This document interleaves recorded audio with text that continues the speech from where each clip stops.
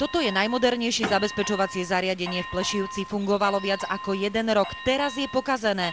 Jedna závora je stále spustená. Zvuk aj svetla upozorňujú vodičov, že treba stáť. A to aj napriek tomu, že vlak už prešiel. A tak prichádza problém vyriešiť muž v oranžovej kombinéze.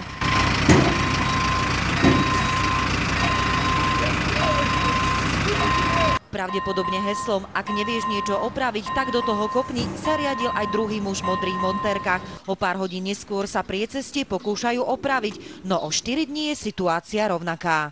Boli tu oprava včera celý deň a keď to opravili, okamžite sa závory pokazili.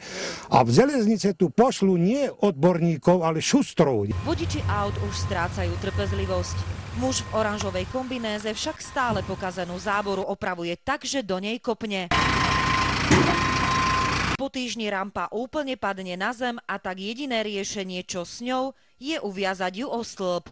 Toto je asi tá náprava, že to ráhno priviazali a už to ani nefunguje, čiže sa nesklápa, ale cengať to cengá naďalej. No ale o pár dní už ani necengá, ani nebliká a na priecesti vznikajú nebezpečné situácie. Aha, čo je? Ani nič! Preto som prešiel, lebo nič nesignalizovalo.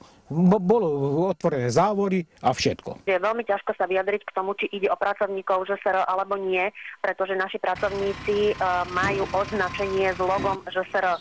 Ak nám však samozrejme dodáte bližšie alebo špecifickejšie zábery, budeme sa